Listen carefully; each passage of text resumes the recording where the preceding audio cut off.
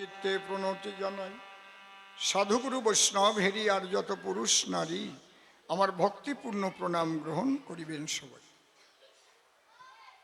মানুষকে প্রণাম দিলে সে প্রণাম ঈশ্বরে মিলে, সর্বশাস্ত্রে তাহার প্রমাণ পাই। কবি চণ্ডীদাস যিনি উচ্চকণ্ঠে বলেছেন তিনি, শুনোরে মানুষ ভাই, বোঝোরে মানুষ ভাই, সবার উপর মানুষ সত্য তাহার উপর নাই। বাচ্চাদের একটু ঠান্ডা করুন। স্বামী বিবেকানন্দ একই কথাই দিয়েছেন আনন্দ, উচ্চকণ্ঠে ঘোষণা করেছেন বিশ্ব চরাচর, বহুরূপে সম্মুখে তোমার ছাড়ি কোথা খুঁজিছ ঈশ্বর, জীবে প্রেম করে যেই জন সেই জন সেবিছে ঈশ্বর। ঠাকুর ভবা পাগলা আসি বাজাইলেন মিলনবাসী, বললেন সবার পাশাপাশি আমি মানুষ ভালোবাসি, আমি মানুষ ভালোবাসি, কোনো তীর্থের নাই প্রয়োজন গয়া গঙ্গা কাশী, আমি মানুষ ভালোবাসি। তাই মানুষের চরণ লক্ষ্য করে প্রণাম করি বারে বারে। এই মানুষ যদি কৃপা করে, কৃপা করবেন স্বয়ং হরি শশী। বন্দনার ভাব করে শেষ বক্তব্য করিব পেশ। ঘরের মধ্যে একটু গন্ডগোলের রেশ পাই, চরণ ধরে করি মানা, ঘরে যেন জোরে কথা হয় না। এর চাইতে বেশি বলার আমার ইচ্ছা নাই। ওরা তো কচি চারা, বোঝে না কাব্যের ভাবধারা। আমরা তাৎক্ষণিক ছন্দ ছড়াই, কথায় কথায় হলে ছন্দ আনন্দ পায় ভক্তবৃন্দ। ছন্দে বাধা প্রাণ গোবিন্দ শ্রী মধুসূদন। যে মানুষ ছন্দে চলে জীবন যায় না তার রসাতলে। জীবনের চলার ছন্দের একবার পতন হলে জ্বালাময় হয় তার মানব জীবন। আপনারা কৃপা করবেন নরনারী, আমি যেন একই ছন্দে গুরু কৃপায় চলতে পারি, যেন না হয় কবু ছন্দের পতন। আজকে বিপক্ষের কবি যিনি সদানন্দ নাম ধরে তিনি, আমাকে ইদানি করেছে পাগল বিচরণ। আমার কাছে বলুন দেখি, আমি অত বড় ভূমিকায় কথা বলতে পারি নাকি? আমি সামান্য মনুষ্য একজন, কিন্তু গাইতে গেলে কবি গান যে ভূমিকা করে দান, রাখিতে কাব্যের সম্মান, সেই ভূমিকা করতেই হয় গ্রহণ। তাই ভূমিকায় যাওয়ার আগে যে কথা মোর মনে জাগে, আমি মনের অনুরাগে বন্দনা করি আগে বিচরণের রাতুল চরণ। ওহে প্রেমিক বিচরণ, তোমার চরণে আমার নিবেদন, তুমি আমার কথা নিও। তুমি থাকো যে দেশে, আমায় তুমি ভালোবেসে আমার হৃদয়াসনে বসে বসে হরি কথা রসাভাসে তুমি বলে দিও। আমি তার উপরে দিলাম ভার, তারে করলাম কর্ণধার, কাব্য সিন্ধু হব পার, অন্তরের একান্ত আকিঞ্চন। এইবার অসীম নামটি পরিহরি, বিচরণ পাগল নামটি ধরি। আমাকে সেইভাবে দেখবেন নরনারী, শ্রোতাবর্গ আছেন যে কয়জন। প্রথম প্রশ্ন করেছে দান, তুমি আবার একখানা হরিগুরুচাঁদ চরিত্র সুধা লিখলে কেন? গুরুচাঁদের কি অবদান তাই করো বর্ণন। পূর্ববর্তী অবতার যারা এলো তাদেরও তো সন্তান সন্ততি হয়েছিল, তাদের নামে তো গ্রন্থ রচনা হয়নি একখান। তাহলে হরিচাঁদের পুত্র না ধরিয়া সেই আগেকার সূত্র, তুমি তার নামে গ্রন্থ কেন করো বিরোচন? শোনো, তুমি একজন সাধু মানুষ বটে, এসেছ আমার নিকটে, আগে তোমাকে করপুটে করি প্রণাম অর্পণ। কারণ সম্মান না দিলে সম্মান কি মিলে? সম্মান দেওয়া আগে প্রয়োজন। দেখবেন মানুষ যখন সাধু মহাপুরুষের কাছে যায়, মানুষ প্রণাম দেওয়ার আগেই সাধু করজোড়ে প্রণাম দিয়ে ফেলায়। দেখবেন যারা সাধুজন, আর যারা সাধু নয় আ কাটা, আপনি প্রণাম দেবেন, ও আ কাটা হয়ে বসে থাকবে, আরো কোল বালিশে আগাম দিয়ে একদম কি যেন একটা হইছে আর কি। আমি ভবা পাগলাকে জিজ্ঞেস করছিলাম, পাগল সিদ্ধি লাভ করলি মানুষ কেমন হয়? পাগল কয়, শালা আলু সিদ্ধ হলি কেমন হয়? আমি বললাম নরম হয়। ওই নরম হয়ে যায় মানুষ, সিদ্ধি লাভ যখন করে নরম হয়ে যায় একেবারে। হরিবল হরিবল। হ্যাঁ, বুঝেছ কি বলছি? উগ্রতা থাকে না তার ভিতরে। হয়তো মানুষের ভিড় এড়াবার তরে অনেক সময় গালাগালিও দেয়, যাতে গালাগালি শুনিয়ে কেউ না আসে আমার সন্নিধানে, ভাববে মানুষটা ভালো নয়, তাহলে বকাবকি করে গালাগালি করে খালি, যাতে কম আসে মানুষ দাঁড়ে। যেটা করতো ওই ঠাকুর বাড়ির মৃদুল পাগল, মহাপুরুষ ছিল ওই একজনই, বর্তমান আর নাই। ঠাকুর বংশের অনেক পরে একজন মহাপুরুষ জন্ম নিয়েছিল বাবা পিয়ার ঠাকুরের ঘরে, অনেকে চেনে নাই তারে। একজন দীক্ষা নেবার তরে হিমালয়ে গেছে, সেও বড় প্রমোটার, বাড়ি ছিল তার ওই মসলন্দপুর। ঘুরতেছে, বড় সাধু, জটাধারী সাধু পাবো, বিশাল ব্যাপারটা বড়। আমার গুরুদেবের নিয়ে যখন বাড়ি যাব সেটা বিশাল ব্যাপার, হিমালয়ের গুরু। তা উনি খুঁজতে খুঁজতে একজন পাইছে, চোখের চামড়া ঝুলে গেছে, এরকম চামড়া ধরিয়ে তুলে ওনার দিক তাকাইছে, তাকাই, ভাই শালা তুই এ জায়গায় আইছিস কেন? তোর গুরু রইছে তোর বাড়ির কাছে ঠাকুরনগর, দেখ ঘরের ভিতরে পাগল বেশে আছে পড়ে, তোরা তারা চিনিস না কখন। কি বলবো তোর বরাবরই, আমরা হিমালয়ে থেকে এখান থেকে তাকে প্রণাম করি, সেই মানুষ পাইয়াও আমরা চিনতে পারি নাই তখন, বুঝেছেন? আমি বুঝেছিলাম, তাই মাঝে মাঝে যেতাম।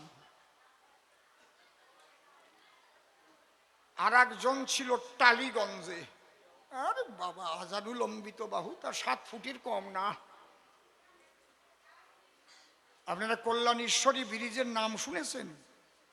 কল্যাণীশ্বরী ব্রিজ আসানসোল ছাড়াই গিয়ে ওখানে মন্দির আছে কল্যাণেশ্বরী, ওই ব্রিজের ইঞ্জিনিয়ার ছিলেন আগে তিনি, পরে সাধু হয়ে যায়। এই মিদুন পাগলের সঙ্গে উনি ওই দিক ওই জায়গার টালিগঞ্জে একটা ঘরের ভিতরে চুপ করে থাকে, আর মৃদুল পাগল ঠাকুর বাড়ি থাকে। একদিন আমারে কয় ডেকে, এই শোন হসিম, কি তোরা যে কি ভালোবাসি রে, ভালো ঠাকুরের কথা কষতি, তা আমার একদিন একটু নিয়ে যাবি? কোন জায়গায়? টালিগঞ্জে ওই জায়গায় একজন আছে। তুমি কি করে যাবো? ফার্স্ট ট্রেনে উঠে চলে যাবো, যেটা 2:50 ছাড়ে বন গাড়তে, কেউ জানতে পারবে না, বুঝেছেন? দেখলাম সাধুদের মধ্যে নীরবতার মধ্যে দিয়েও কথা হয়, যদিও তারা দূরে থাকে একে অপরকে তারা দেখে, মনের খবর মনে মনে কয়, কেউ জানে না, ঠাকুর বাড়িরও কেউ জানে না, বুঝেছেন? যাকে কথাই পর্যন্ত থাকবে।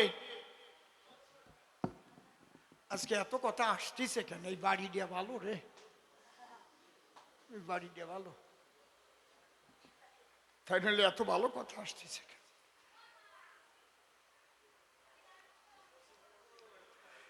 বসে শোনেন নারী নরে, বলেছে গুরু চা দেবন কি দিয়েছে চরাচরে, মন দিয়ে করিও শ্রবণ, শুধু ভগবানের হলে ছেলে, তার জন্য যে গ্রন্থ লেখা চলে, এটা যারা বলে বুর্বক সেই কয়জন। ভগবানের ছেলে হলে যে শুধু বাবা ডাক শুনবে তাও হয় না, কখন আরো গালাগালিও শুনতে পারে। কর্ম যদি তার ভালো না হয়, মানুষ কি তারা সম্মান দেয়? সম্মান দেবে না কখন। আমি ছোট্টর মধ্যে একটু কথা কই, এই কথা কই না বাবা, বাবা কথা কই না, কথা কই না, কথা কই না। দেখেন সমাজের 85% মানুষ, মানে 100 জনের মধ্যে কয়জন? 100 জনের মধ্যে কয়জন হলো? তাহলে 85 জন, 85%। এই 85 জন মানুষ যারা দলিত, লাঞ্ছিত, বঞ্চিত ছিল, তারা কাদের দ্বারা? ব্রাহ্মণ্যবাদের দ্বারা। আমি ব্রাহ্মণের নিন্দা করছি না, ব্রাহ্মণ আর ব্রাহ্মণ্যবাদ কিন্তু এক না, অনেকে গোলায় ফেলে। কারণ আমরা পড়ি যদি আদি গ্রন্থ, তাতে দেওয়া আছে সিদ্ধান্ত। কি? ব্রাহ্মণ কিসে হয়? বলছে জন্মেন জায়েতে শূদ্র সংস্কার দ্বিজোচ্যতে বেদ পাঠেদ ভবেদ বিপ্র ব্রহ্ম জানাতি স ব্রাহ্মণ। জন্মেন জায়তে শূদ্র, জন্ম মাত্র আমরা সবাই শূদ্র। শূদ্র মানে কোনো জাত না, অজ্ঞান। আমার কাছে বলুন দেখি, জন্ম নিয়েই মানুষ বুদ্ধিমান হয় নাকি? দশবিধ সংস্কারে বুদ্ধি বাড়ে ধীরে ধীরে। তার একটা হচ্ছে শিক্ষা, মূল।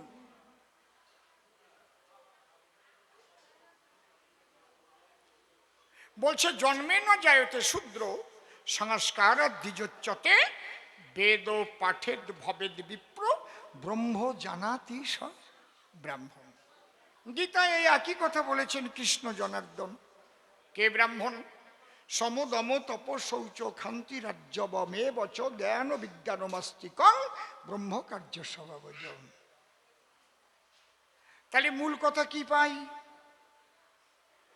ব্রহ্ম শক্তির অধিকারী হলে, সাধনার দ্বারায় ব্রহ্মকে জানিলে তাকে ব্রাহ্মণ বলে প্রণাম জানাই। এরকম লেখা নাই যে ব্রাহ্মণের ঘরে জন্ম নিলেই পৈতা দিলেই সেইটারে ব্রাহ্মণ কয়ে সেবা দিতে হবে। কোন শাস্ত্রে আমাদের লেখা নাই। এইভাবে মূল শাস্ত্র বাদ দিয়া, ভুল ব্যাখ্যা করিয়া, কথা কয়ে না,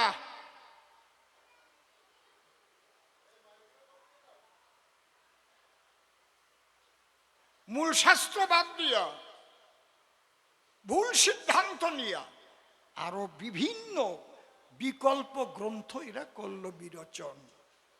সেখানে করল মানা এই দলিত পতিত লাঞ্ছিত বঞ্চিতরা শিক্ষার অধিকার পাবে না, অর্থনৈতিক অধিকার পাবে না, ধর্মীয় অধিকার পাবে না, এরা কখনো মন্দিরে ঢুকবে না, স্কুলে যেতে পারবে না।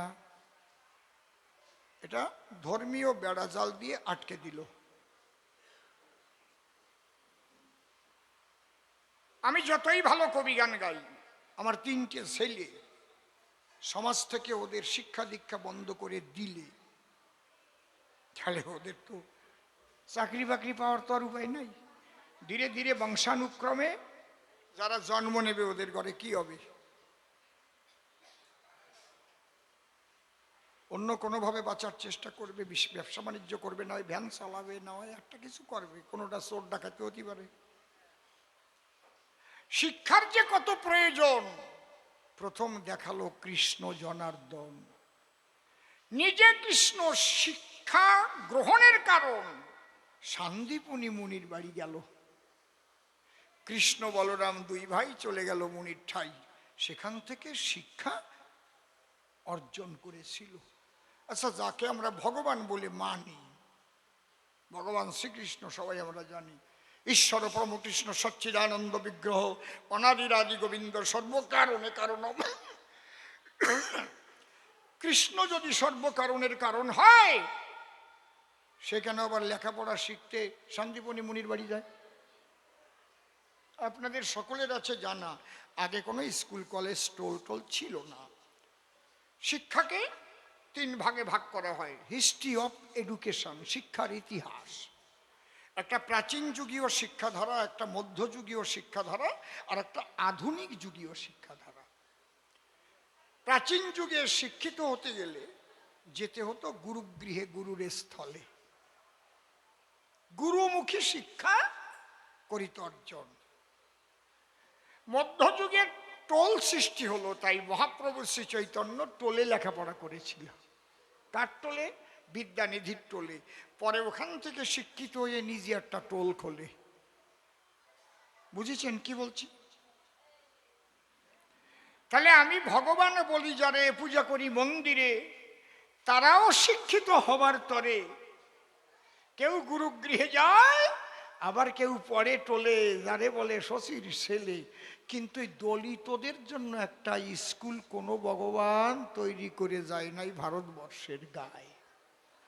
আমি সবাইকে শ্রদ্ধা রেখে বলছি, কাউকে অশ্রদ্ধা করে বলছি না। এদের ধর্মীয় অধিকার অবতার, দেয় নাই কোনো অবতার। সামান্য সামান্য ছিটে ফোঁটা পাওয়া যায়, কিন্তু সার্বজনীন ভাবে কেউ করেনি অর্পণ।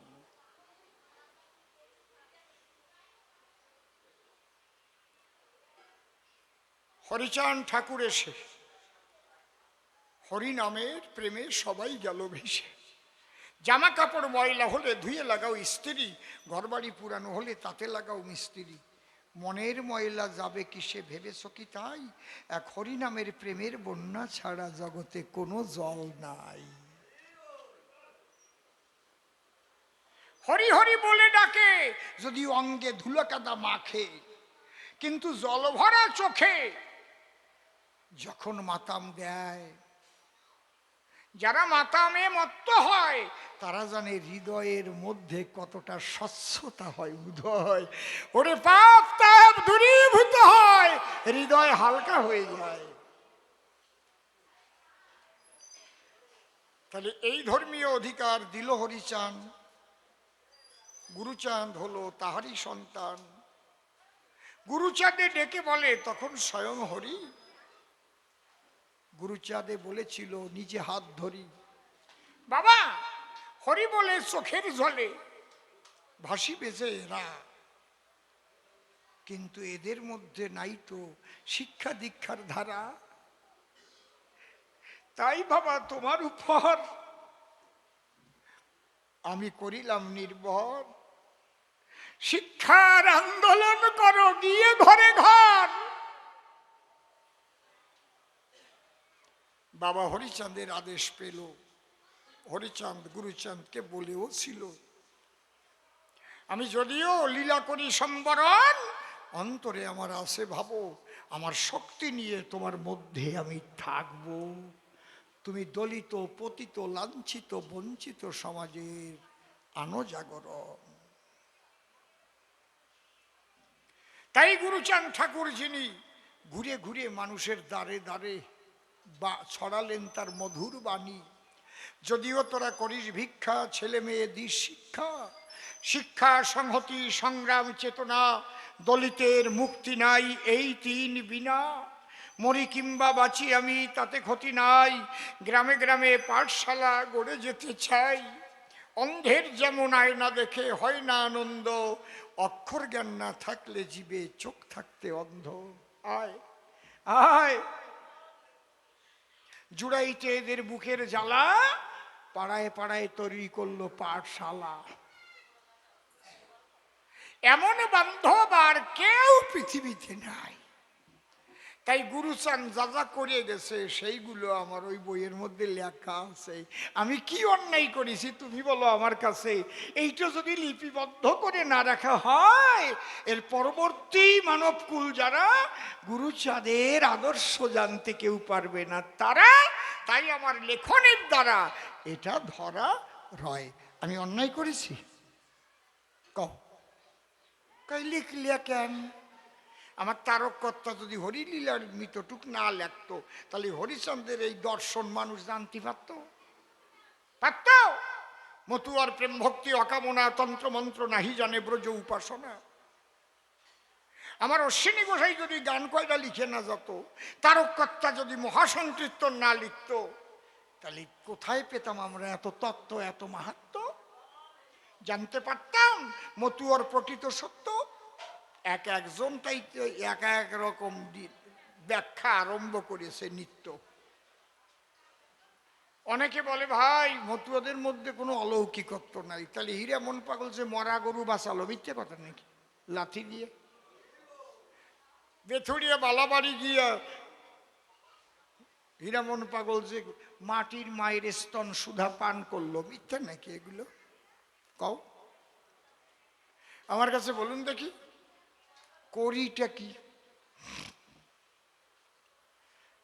তাহলে দুইখানা প্রশ্নের আমি দিলাম সমাধান।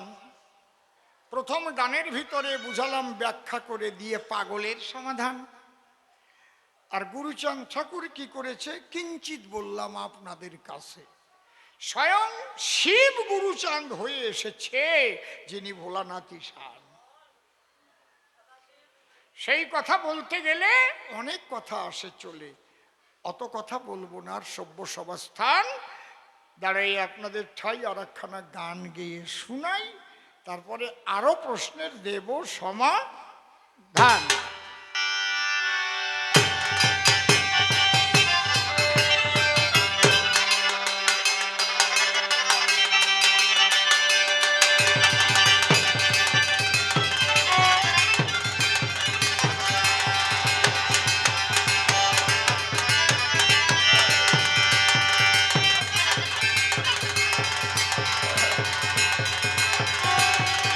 জয় জয় শান্তি হরি প্রেমানন্দ হরি হরি বল।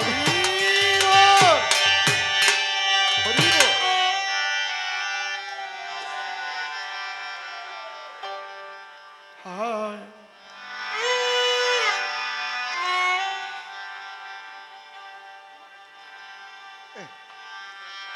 কি রে দেখলাম তো নিঃশ্বাস ছাটা এরকম জোরে টানতে।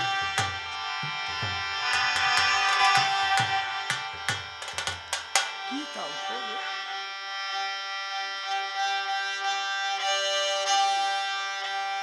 জয় হরি বল, গৌর হরি বল, হরি বল হরি বল হরি বল। গুরু, গুরু আছে দুই প্রকার। একটা হচ্ছে সদ্গুরু, সদ্গুরু হয় প্রেমিক। আর একটা আছে যারা গুরুগিরি ব্যবসা করে খায়, ব্যবসায়িক গুরু। আমার অশ্বিনীকর্তা গানের মধ্যে লিখেছেন,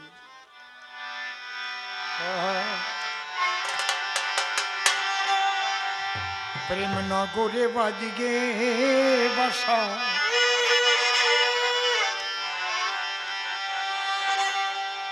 ওরে প্রেম নগরে বাদিগে বাসা, প্রেম নগরে বাদিগে বাসা, প্রেম নগরে বাদিগে বাসা।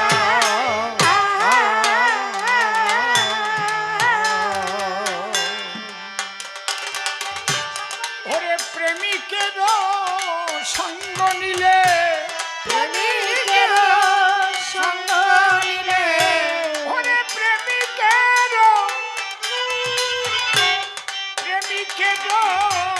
সঙ্গ নিলে ছুটবে না তোর প্রেমের নেশা। প্রেম নগরে বাদিগে বাসা, প্রেম নগরে বাদিগে বাসা।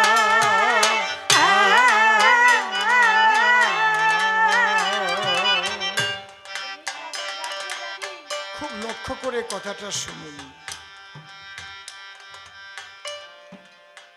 সাধনার তিনটে স্তর আছে। কি কি? জ্ঞান, যোগ, ভক্তি, তিন সাধনের বসে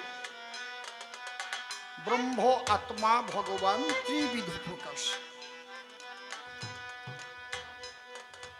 যারা জ্ঞানের সাধনা করে তাদের ঈশ্বর বা ব্রহ্ম বা আল্লাহ নিরাকার হয়। আর নিরাকারবাদীরা সব দিন একটু রূঢ় হয়, নিরাকারবাদীরা অশান্ত হয় বেশি। ওই হিন্দুদের মধ্যেও আছে নিরাকারবাদী সন্ন্যাসী, ত্রিশূল নিয়ে মারামারি করে।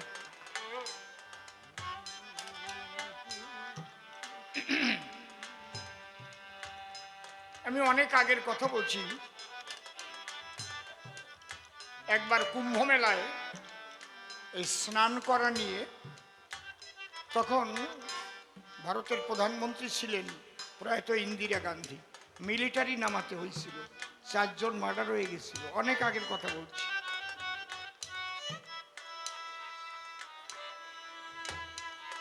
83 সাল হবে এরকম, তার মানে 17 আর 26 43 বছর আগের কথা। যারা এখন জন্ম নিয়েছে 30 বছর, 35 বছর, 40 বছর, 42 বছর বয়স তারা কিন্তু জানে না। একটু বয়স্ক মানুষ যারা আছে তারা জানে, কারণ 84 সালে তো ইন্দিরা গান্ধী মারাই গেছে, অক্টোবরের 31, 1984। একদম আমি পারফেক্ট কথা বলছি। যারা নিরাকারবাদী তারা একটু বেশি খতরনাক টাইপের হয়। তাহলে জ্ঞান, যোগ, আর যারা যোগের সাধনা করে তারা আত্মজ্যোতি দর্শন করতে পারে, ওইটুক। এক একজন কিন্তু এক একটা শক্তি অর্জন করে। আর যারা ভক্তির সাধনা করে তারা একমাত্র এই মাটির, কাঠের, পাথরের মূর্তিকে কথা বলাতে পারে। তাদের সঙ্গে ভগবান এসে খেলা করে গো। আর তারা হয় একদম কোমল, মাখনের মতো। বুঝেছেন কি বলছি? আর ওই জগৎটা হচ্ছে প্রেমের জগৎ। তাই আমার অশ্বিনী কর্তা একদম আসল কথাটা বলে গেছে। প্রেম নগরে বাদিগে বাসা, প্রেম নগরে বাদিগে বাসা, প্রেম নগরে বাদিগে বাসা, প্রেম নগরে বাদিগে বাসা।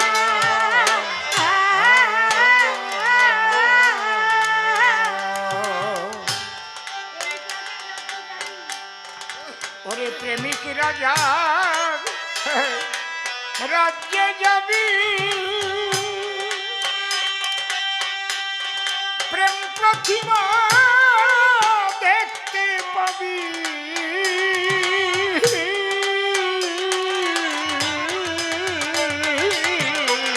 প্রেমিক রাজা রাজ্যে যাবি,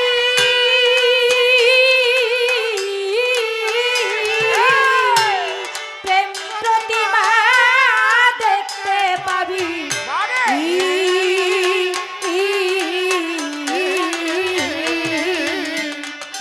ও তুই প্রেমানন্দে সুখে রবি, প্রেমানন্দে সুখে রবি, তুই প্রেমানন্দে, প্রেমানন্দে সুখে রবি। বুঝবে না তোর প্রেমের নেশা, প্রেম নগরে বাদিগে বাসা, প্রেম নগরে বাদিগে বাসা।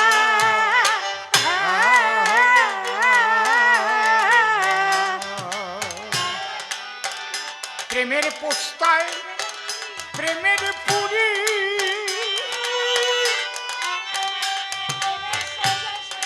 প্রেমের শয্যায় শয়ন করি।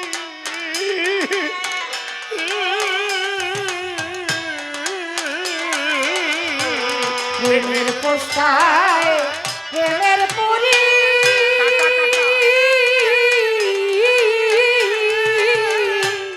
প্রেমের শয্যায় শয়ন করি।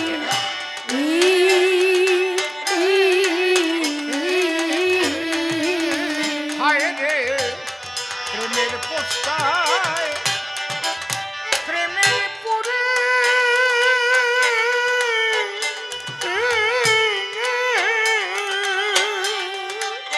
হরি হরি বলো। প্রেমের শয্যায় শয়ন করি,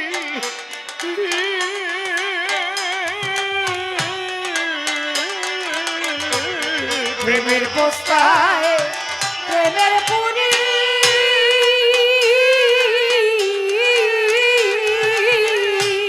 প্রেমের শয্যায় শয়ন করি। বাহ!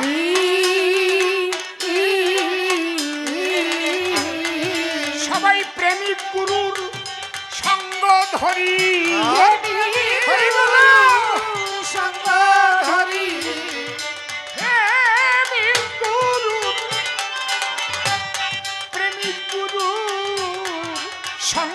হরি পরে মনে প্রেম তামাশা প্রেম নগরে বাঁধে যে বাসা, প্রেম নগরে বাঁধে যে বাসা।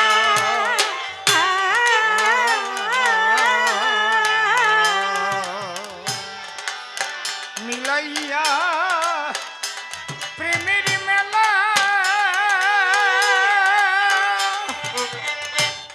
হরে দুলাইয়া প্রেমের দোলা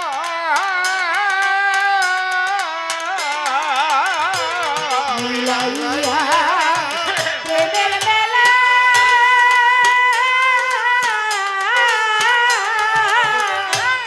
দোলাইয়া প্রেমের দোলা।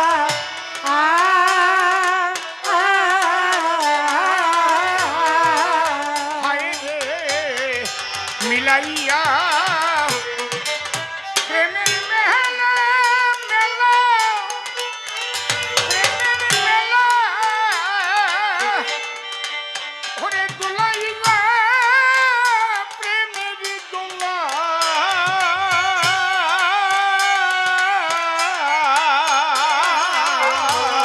মিলাইয়া প্রেমের মেলা,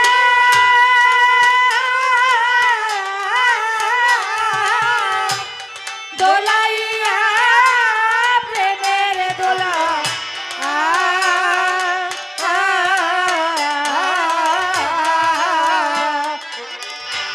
ওরে খেলবি রে তুই প্রেমের খেলা খেলবি রে তুই প্রেমের খেলা, খেলবি রে তুই যা হবে প্রেম প্রেম সে একবার প্রেম সে বলো হরি হরি বল। হরি বল, হরি বল। খেলবি রে তুই প্রেমের খেলা খেলবি রে মন প্রেমের খেলা, ওরে পাতিয়া প্রেমের পাশা প্রেম নগরে বাঁধে যে বাসা, প্রেম নগরে বাঁধে যে বাসা।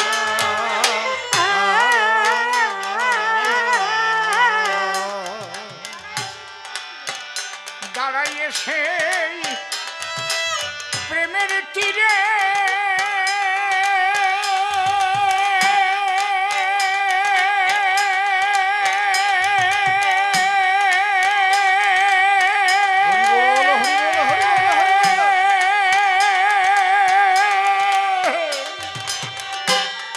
স্নান করব প্রেম সাগরে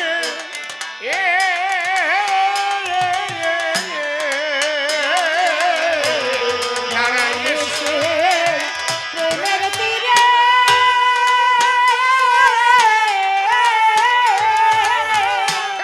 স্নান করব প্রেম সাগরে।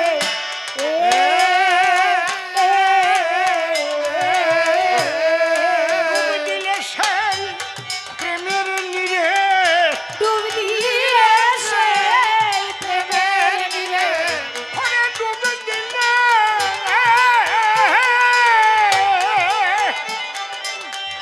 খেপা ডুব দিলে সেই প্রেমের নীরে ঘটবে রে তোর ওই প্রেমের দশা প্রেম নগরে বাঁধে যে বাসা, প্রেম নগরে বাঁধে যে বাসা।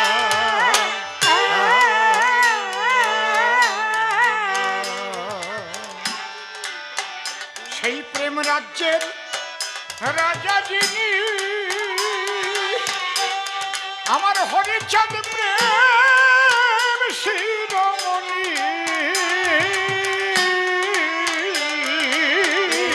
প্রেম রাজ্যে রাজা যিনি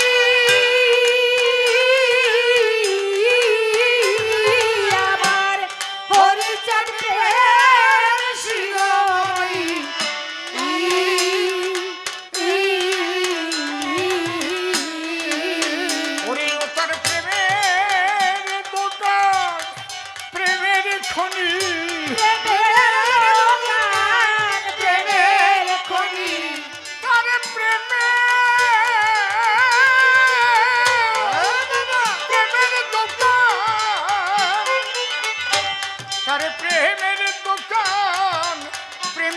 ধনী প্রেমিক মতুয়ার এই ব্যবসা।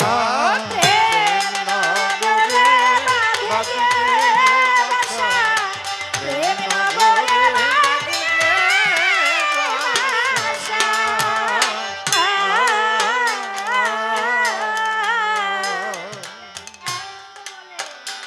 প্রেমিক মহানন্দে বলে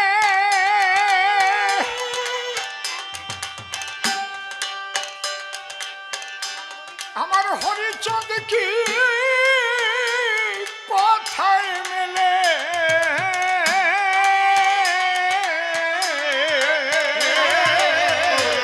প্রেমিক মহানন্দে বলে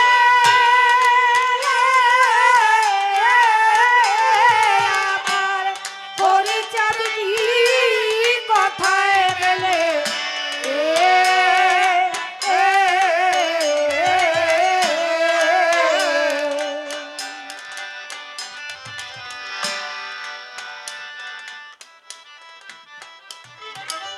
আমাদের সনাতনী শাস্ত্রে একটা শ্লোক আছে, ন্যায় মাত্রা প্রবচনে ন লভ্যতে ন মেধোয়া ন বহুনাং শ্রুতে ন। বলছে ন্যায় শাস্ত্রে বিরাট পণ্ডিত হলেও প্রবচনে অনেকে ভাগবত পাঠ করেন, প্রবচন দেন, দেশ বিদেশ ঘোরেন, বলতে ন্যায় মাত্রা প্রবচনে নলভ্যতে, ঈশ্বরকে লাভ করা যায় না।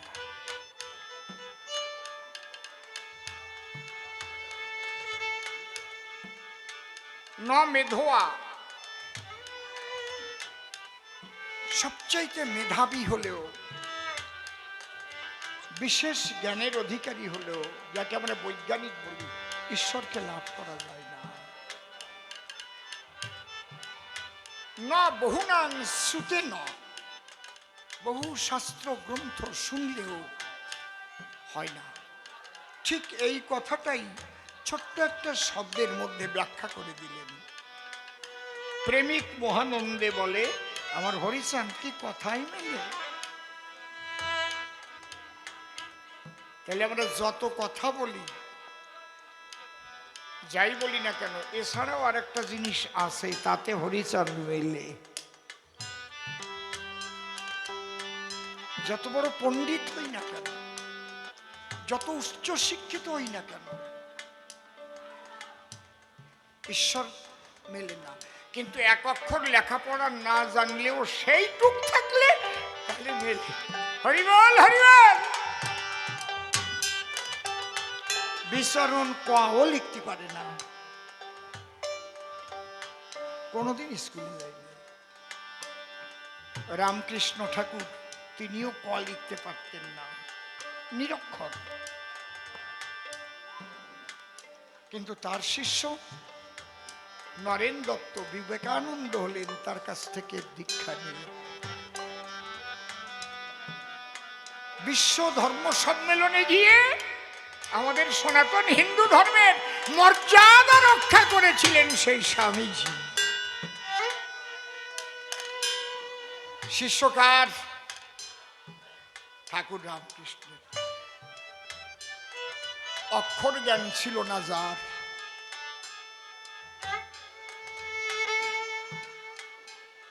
প্রেমিক মহানন্দে বলে হরিচাঁদ কি কথায় মেলে। তাহলে কিসে মেলে? এই কথাটা পরিষ্কার করে দিয়ে গেছেন মীরাবাই।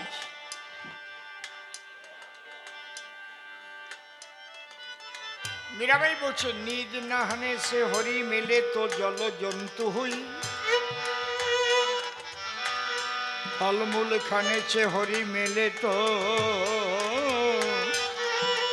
বাদুর বানর।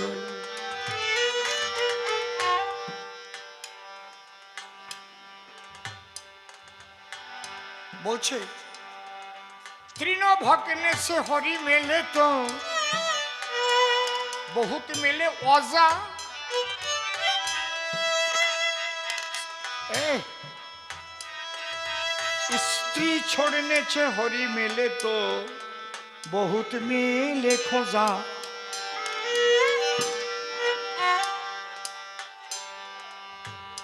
तुलसी पूजने छे हरि मेले तो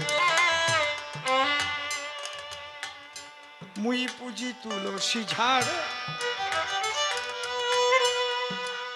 पाथर पूजने छे हरि मेले तो मुई पूजी पहाड़।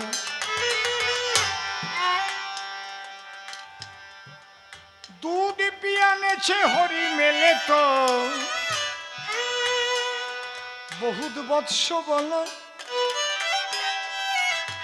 मीरा कहे बिना प्रेम से नहीं मिले नंद लाला। हरि हरि बोलो।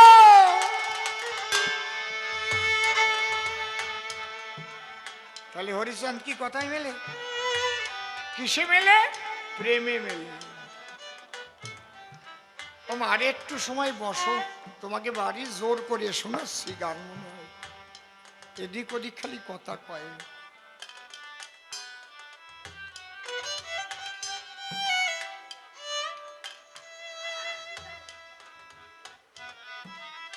তাই আমার অশ্বিনী কর্তা লিখেছেন, তবে তিনি পরে যে পদ দিয়েছেন আমি ওটুক গাই না, কারণ ওই পদে যা লেখা আমিও কই না। আমার অশ্বিনীকে অত ছোট করে আমি বলতে পারবো না। আমি এই জায়গা বানাই দেই পদ। প্রেমিক মহা নন্দে বলে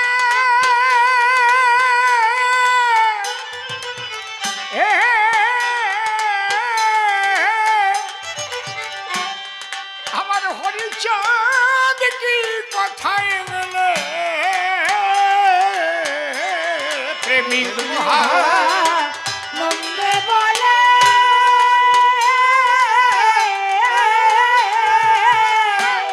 হরিচাঁদ কি কথায় মেলে।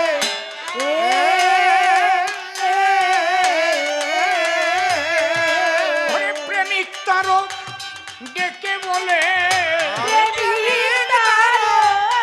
ডেকে বলে আমার প্রেমিক তারও জয় জয় রসরাজ তারক প্রেমানন্দে হরি হরি বল। হরি বল হরি বল। আমার প্রেমিক তারক ডেকে বলে অশ্বিনীর প্রেম বড়ই খাসা। প্রেম নগরে বাজে বাসা, প্রেম নগরে বাজে বাসা।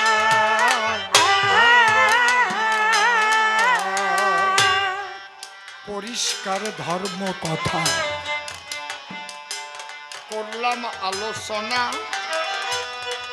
প্রশ্নের জবাব দিতে বাকি আরো আছে একখানা। বাল্মীকি ব্যাসদেব উন্নত ছিল, তাদের লেখা মানা যায়। তারক গোসাই ছোট লোকের ছেলে দিয়েছে পরিচয়।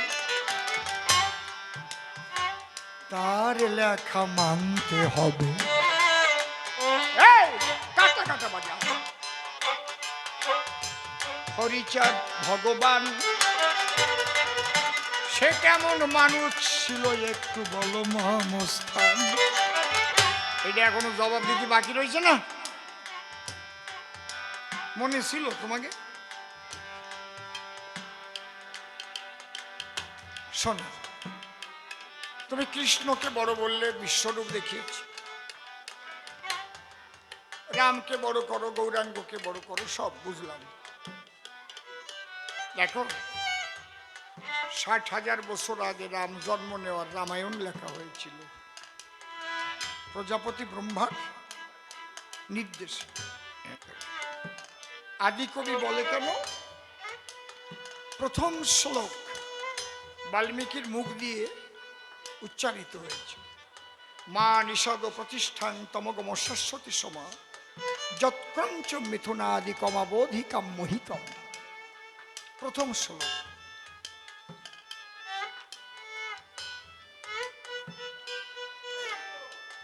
ভালো প্রশ্ন করেছে। তবে আমার তারক গোসাই দেখে লিখেছে, একেবারে বর্তমান পরিষ্কার দিচ্ছি আমি, পরিষ্কার দিচ্ছি আমি তাহার সমাধান। তার গোসাই কবি গান গাইতেন।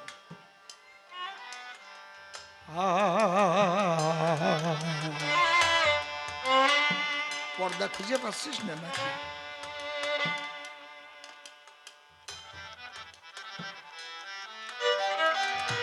খুঁজে পাস? হ্যাঁ,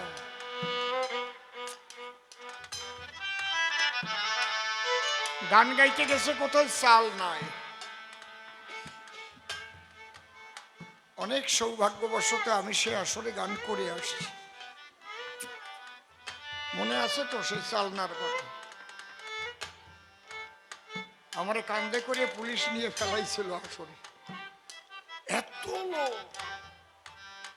হাঁটে যাওয়ার কায়দা নাই, সবাই চরণ দুলি নেবে, যাবো কোন কায়দায়? ছোট্ট একটা খালের মতো, নিচে জল নাই, অনেক খাড়ি, অল্প একটু আছে, সেই চারের উপর দিয়ে হাঁটে যাচ্ছি। আমার এসে ঠ্যাং ধরিয়ে টানিয়ে চারেতে ভেলাই দিল। মানে ওরা ধুলি নিতে আইছে আর কি। তারপরে 3 জন পুলিশ আমারে কান্দে করে নিয়ে স্টেজে ফেল। এত ভক্তির জায়গা।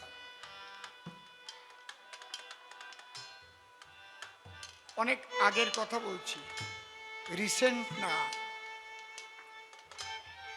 5 বছরের ভিতর তো আর যাই নেই, আর জীবনে যাওয়াও হবে না। গেলি আমারে মারিয়ে ফেলবি, বাঁচাবে না।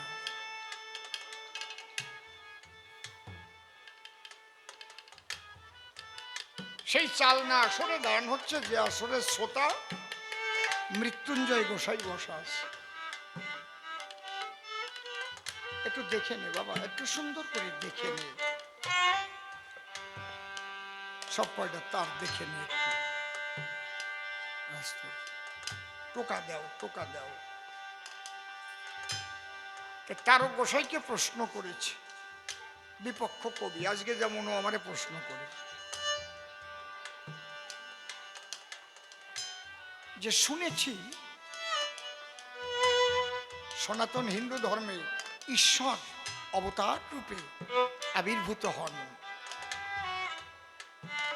তিনি মানুষ হয়েই তো আসেন। তাহলে কোন মানুষ অবতার তা চিনব কি করে?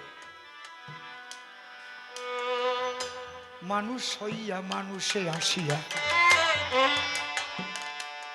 ঈশ্বর ঘরে ফেরে, বলো কবি চিনব আমরা তাকে কেমন করি?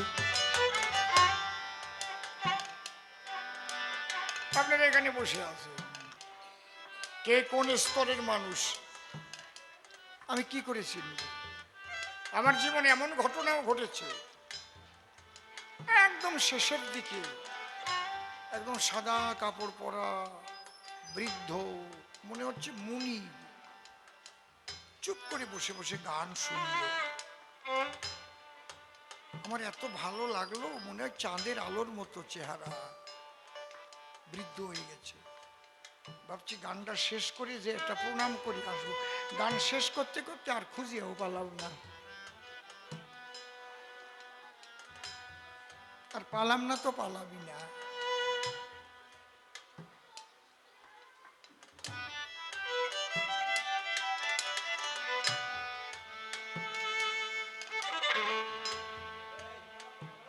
তারক গোসাইকে প্রশ্ন করলো, তাহলে কোন মানুষ ঈশ্বর, কি করে চিনবো তাই বলো সবার বছর? তখন তারক গোসাই জবাব দিচ্ছে, 49 চিহ্ন 32 লক্ষণ থাকে যদি কারো গায়ে, মনে রাখবে সেই ঈশ্বর মানুষ বেশেই এসেছে ধরায়। এইগুলো এক এক করে ব্যাখ্যা করে করে যখন তারক গোসাই বলতে লাগলেন, মৃত্যুঞ্জয় গোসাই বসা ছিলেন। বলিতে বলিতে তারক রসনা মৃত্যুঞ্জয়ের দিকে যখন চায়, মন প্রাণ ধরে যেন ওই গোসাই টান দেয়।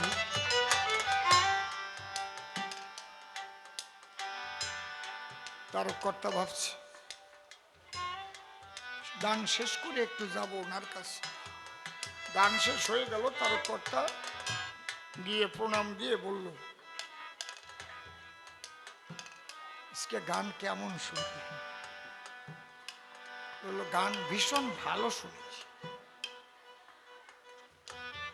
কিন্তু সরকার মশাই তুমি যে আলোচনা করলে ঈশ্বর ও দাত্রিংশ চিহ্ন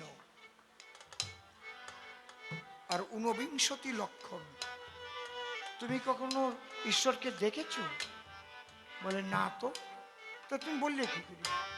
ভাগ ভাগ পড়িয়ে মুখস্থ করে। ও না দেখিয়া শুধু বই পড়িয়া যে এত সুন্দর কয়, একবার দেখে আসলে তার বলা কত ভালো হয়। তুমি দেখো নাই? আমি তো ভাবছিলাম তুমি দেখিছো। না দেখে শুধু বই পড়ে মুখস্থ করে এত ভালো বলিস,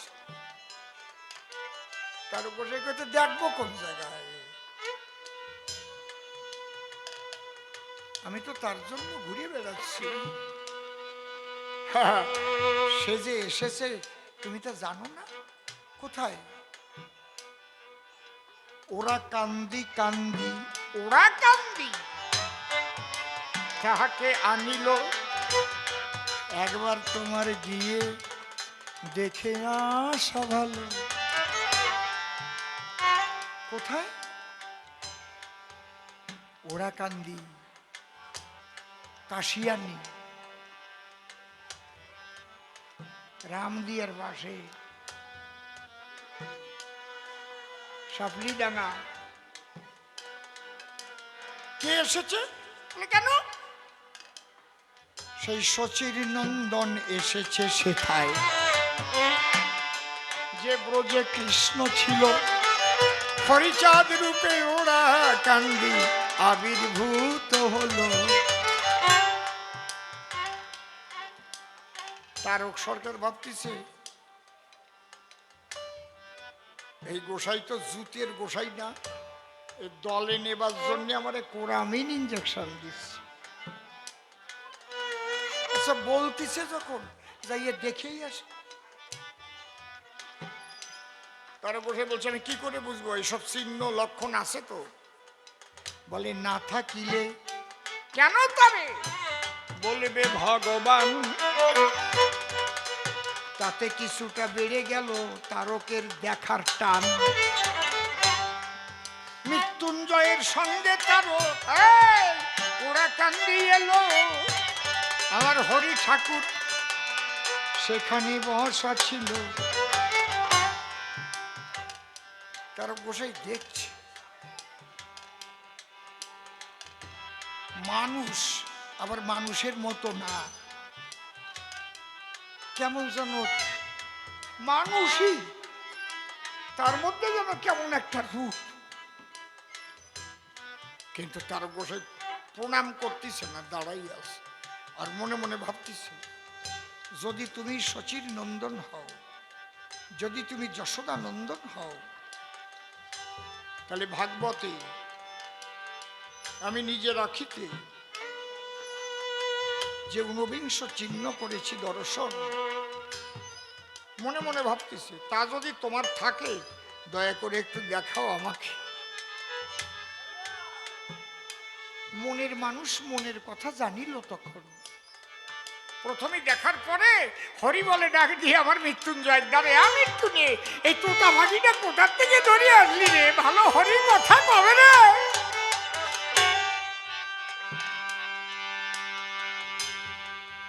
তারক গোসাই মনে মনে ভাবছে। তখন হরি ঠাকুর কি করলেন? আলস্য ত্যাগ করার ভান করলেন। আমরা যারে কই আলিশটি ছাড়া।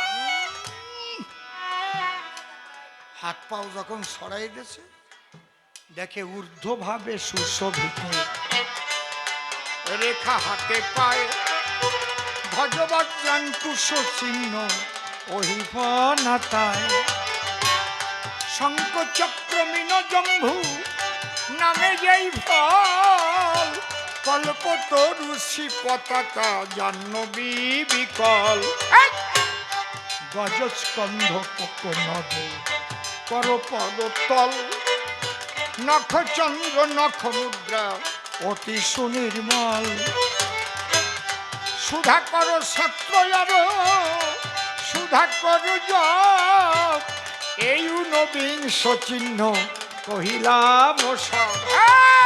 কক চিকন নখ চিকন নাভি সুগভীর, আজানুলম্বিত বাহু কমল শরীর, ইত্যাকারে চিহ্ন লক্ষণ দর্শন করিল, হরি হরি হরি বলে যখন চরণে পড়তে গেল, হরি চাঁদ বলে ওরে ধরো কোলে, মৃত্যুন কোলে নেয়। এই যে ধরা মরা এখান থেকে এলো মতুয়ায় হায়, মৃত্যুঞ্জয় ধরে তারকে হরি চরণে দিল, একবার প্রেমানন্দে বদন ভরে হরি হরি হরি। নিজের চোখে ভগবান দেখেছে, আন্দাজে লেখে নাই। এইবার যদি আমি বলি এই তোমার ওই ঠাই, কৃষ্ণদাস কবিরাজ গোস্বামী যে চৈতন্য চরিতামৃতে লিখেছে, বলো উনি কি মহাপ্রভুকে দেখেছেন? মহাপ্রভু উঠে যাওয়ার 65 বছর পরে ওনার তখন 80 বছরের উপরে বয়স, সেই সময় উনি শ্রী শ্রী চৈতন্য চরিতামৃত লিখেছে। উনি দেখে নাই কোনোদিন মহাপ্রভুকে, কোনোদিনই দেখা হয় নাই, শুধু প্রভুর কৃপা বলে।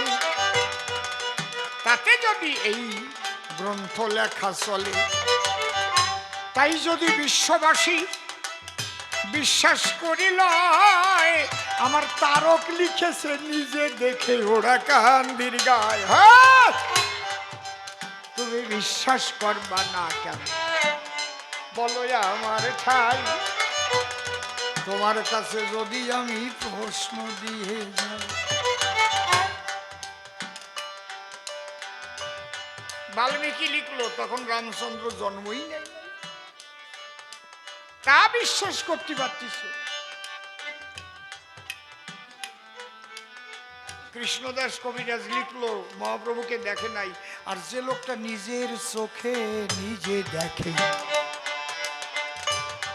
স্বয়ং ঈশ্বর, তার কথা মানবে না কেন বলো নারী নর? যারা জানবে তারা মানবে, তারা ধন্য হলো। একবার প্রেমানন্দে বদন ভরে হরি হরি বল হরি বল। তুমি মানলি তোমার ভালো, না মানলি আমার। মানো মানো, না মানো সরে যাবে। মানলি তোমার মান বাড়বে, এইটুকু আমি বলতে পারি। তুমি বললে কৃষ্ণ অনেক বড়, এই হরির অঙ্গে কৃষ্ণ মূর্তি। কমল দাস দেখিল বৃন্দাবনের দিকে, কমল যেদিন রওনা হলো, মাঠের মধ্যে হরি ঠাকুর পারিষদ নিয়ে রয়, সেই পথ ধরে কমলদার বৈরাগী ব্রজে যেতে চায়। কালা বৃদ্ধা গ্রামে বাড়ি ছিল এই কমল দাস, তার বৈরাগ্য এলো, আমি শেষ জীবনটা ব্রজে বাস করব, চলেই তো যেতে হবে। ভিতরে যখন এই বৈরাগ্য জন্মে যায়, তখন মানুষ আলাদা রকমের হয়। আমার জীবনের কথাই বলছি। আমি যখন ক্লাস 8-এ পড়ি, 14 বছর বয়স, মা বাবা আমারে ডেকে বলল, আমারে খোকন বলেই ডাকতো, মা এখনো খোকন কয়, মা বাঁচি আছে। খোকন দেখবি, খোকন বাড়ি আইছে। আমি যত রাত্রি বাড়ি যাব উনি জাগি